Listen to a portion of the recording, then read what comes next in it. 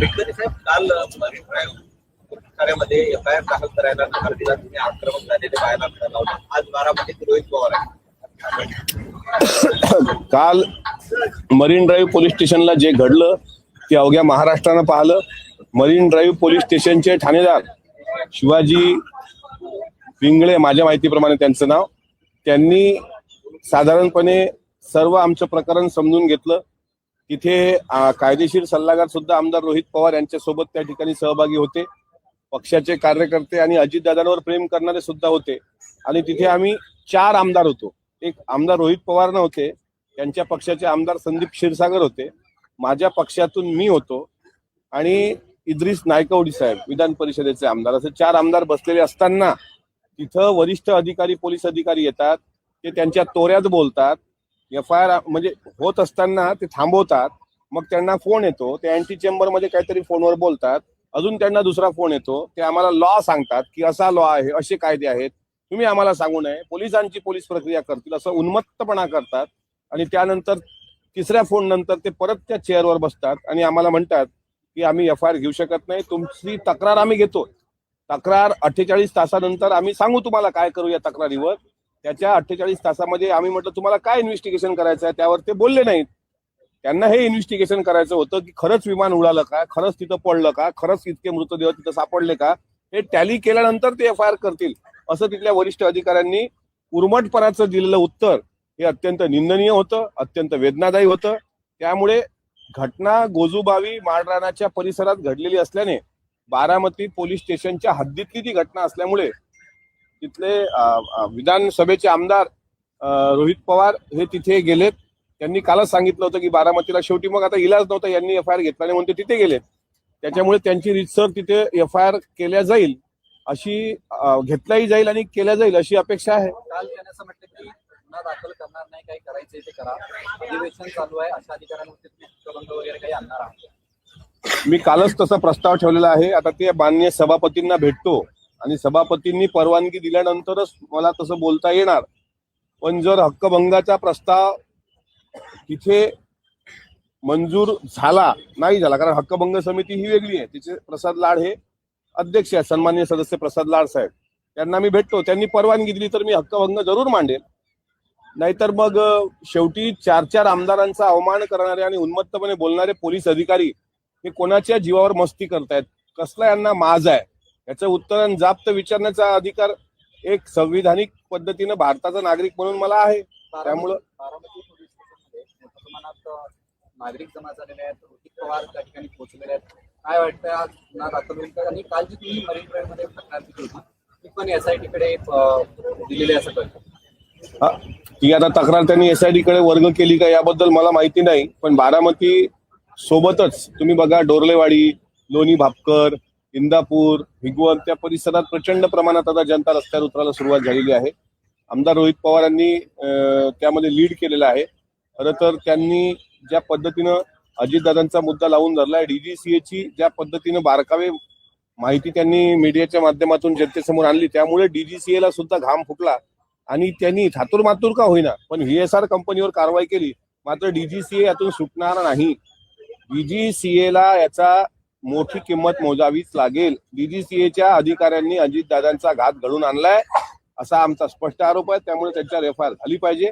आणि या लढाईत जो कोणी आमदार, विधिमंडळातला जो कोणी आमदार, तो दादांच्या पक्षाचा असो नसो, पण दादांच्या या दुर्घटनेच्या बाबतीत पुढाकार घेत असेल, दादांचा एक कार्यकर्ता म्हणून कसली पर्वा न करता मी त्याच्या सोबत राहील. मग तो MIMचा असो, काँग्रेसचा असो, शिवसेनेचा असो, भाजपचा असो का राष्ट्रवादीचा असो. हा घातपातच आहे का असं आता तुम्ही या सगळ्या गोष्टींवरती ठाम आहात?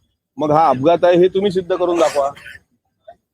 मी त्या गोष्टीवर सुरुवातपासून ठाम आहे की दादांचा विमान अपघात हा घातपात आहे. जर हा घातपात नसेल असं कोणाला वाटत असेल तर त्यांनी अपघात कसा हे सांगून दाखवा ना. आम्हाला आता असं माहित पडतंय की सुमित कपूर कॅलिफोर्नियात त्याच्या मुलीला भेटायला गेलाय म्हणून. मग सुमित कपूर जर कॅलिफोर्नियामध्ये जिवंत आहे तर मग विमान कोण चालवत होतं? शांभवी पाठक. अहो हे जर तर माहित असू द्या ना. त्याच्यामुळे जे कोणी म्हणत असतील ना हा घातपात नाही, त्यांनी समोरासमोर आमच्या बसावं आणि आमच्या मनातल्या ज्या काही शंका आहेत. बघा, DGCAनी तुम्हाला काय लाईन दिली होती? 6 माणसं गेली होती का नाही, आणि मृतदेह 5 सापडले. इथून DGCAचे चुका बघा ना तुम्ही, तिथे त्यात 5च माणसं सापडली. त्याच्यानंतर घड्याळावरून ओळख पटली, नंतर घड्याळ हातात नव्हतं, मग घड्याळ सापडलं नाही.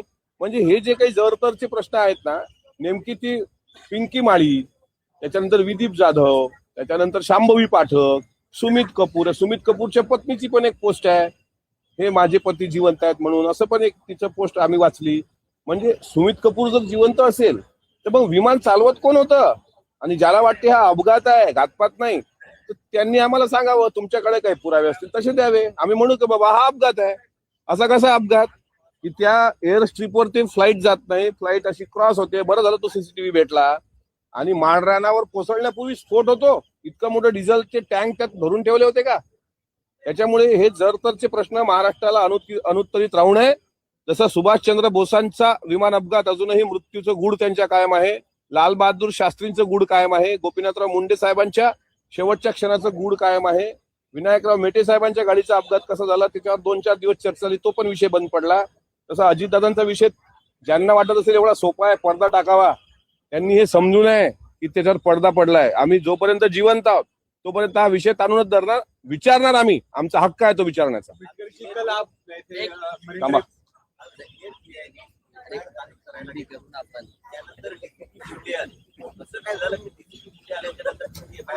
नाही, मग तेच म्हणतोय ना, वरिष्ठ अधिकाऱ्यांना फोन आल्यानंतर त्यांनी आम्हाला स्पष्ट सांगितलं आम्ही FIR करू शकत नाही. त्यांनी का केली नाही आता ते त्यांना कोणाचे फोन आले हे मला माहित नाही, आणि त्यांच्या याच्यावर काय नाव लिहिलेलं होतं हे पण मला माहित नाही. त्यांनी FIR का नाही घेतली? FIR घेणं हा त्यांचा नैतिक अधिकार आहे, का नाही घेतली?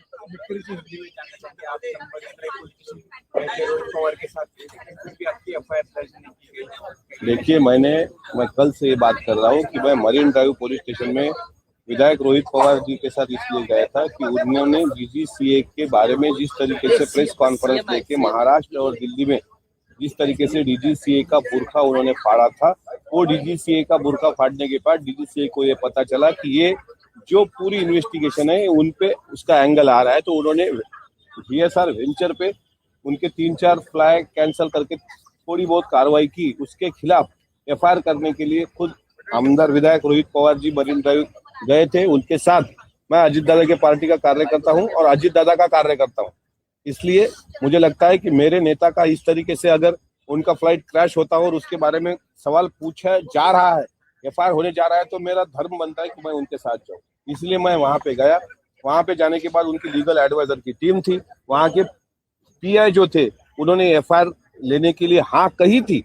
जब उनके वरिष्ठ अधिकारी वहां पर पहुंचे, उन्होंने जिस तरीके से हमारे साथ बदसलूकी की ये पूरा रिकॉर्ड में आया है।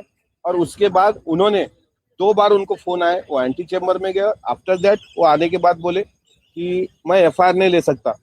जब हम ये FIR नहीं ले सकता शब्द उनसे कहा गया, हम कर नहीं सकते FIR, तो 4 विधायक वहां पे बैठे थे। इद्रिस नाइकौड़ी जी जो मेरे पार्टी से बिलोंग करते, राष्ट्रवादी कांग्रेस पार्टी से, मैं खुद संदीप क्षीरसागर जी और रोहित पवार जी, चारों विधायकों के सामने जिस तरीके से DCP ने वहां पे बर्ताव किया वो निंदनीय है। और उन्होंने FIR लेने के लिए इनकार करने के बाद जिस हद्दी में, यानी जिस जहाँ पे ये घटना घटी बारामती के गोजूबावी इलाके में, तो वो बारामती पुलिस स्टेशन के अंतर्गत आता है। इसलिए लीगल एडवाइजर से एडवाइस लेके खुद विधायक रोहित पवार अभी बारामती में है।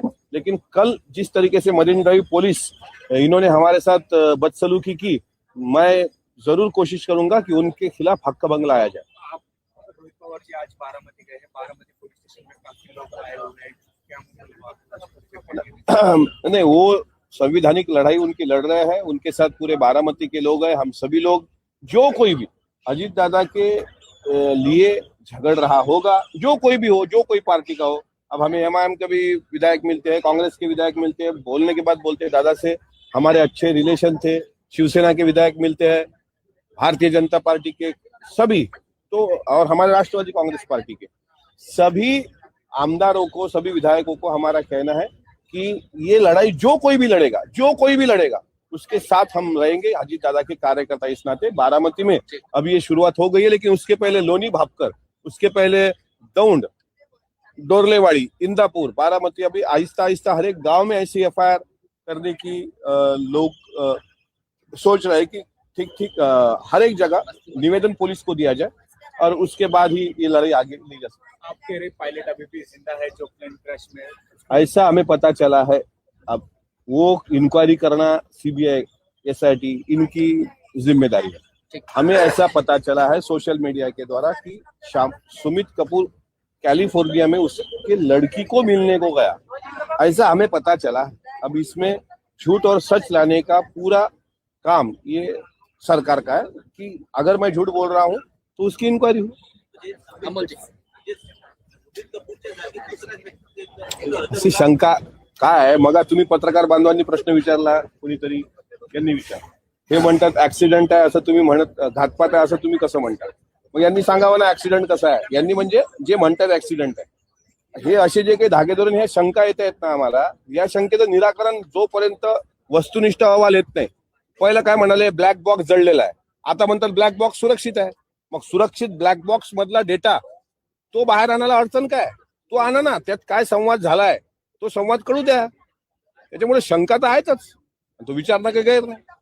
म्हणून सुमित कपूरच्या बाबत शंका आहे. बरं, दुसरी शंका म्हणजे सांगावं, साहिल मदन कुठे आहे, यश कुठे आहे? साहिल मदन तर तिथे VSR व्हेंचरनी साहिल मदनची ड्युटी लावली होती ना, फ्लाईट पायलट म्हणून त्याची ड्युटी, फ्लाईट अटेंडंट म्हणून यशची ड्युटी.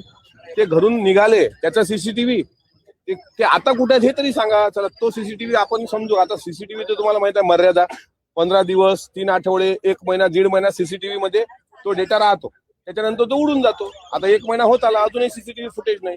मग 1.25 महिन्यानंतर काय सांगणार? सीसीटीव्ही उडाला. मग आता तो कुठे आहे? साहिल मदन आणि यश हे कुठे आहेत? सुमित कपूर कुठे आहे? हे प्रश्न तर विचारला लागतो.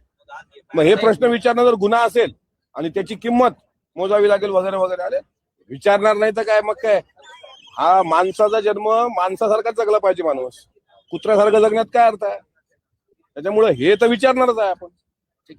काय किंमत मोजावी लागेल? अरे दादा असतानाच किंमत होती आपल्याला, ती किंमत तर संपलीच ना आता. दादासारखा नेता ज्या वेळेस या विधान भवन मध्ये होता, प्रत्येकाला किंमत होती. तीच किंमत चुकवली ना आम्ही 28 जानेवारीला. त्यामुळे हे प्रश्न विचारणं काही गैर नाही. आप सवाल उठा रहे, रोहित पवार सवाल उठा रहे, लेकिन सुनील तटकरे जी हुए, प्रफुल्ल पटेल हुए, उनकी तरफ से कोई बयान नहीं आ रहा है. ये मैं मेरा काम कर रहा हूँ. बहुत सारे लोग सदमे में हैं, अभी पूरे पार्टी सदमे में है. जब सदमे से बाहर निकलेंगे तो हर एक सवाल पूछेगा. अमोल जी, अमोल जी, अमोल जी.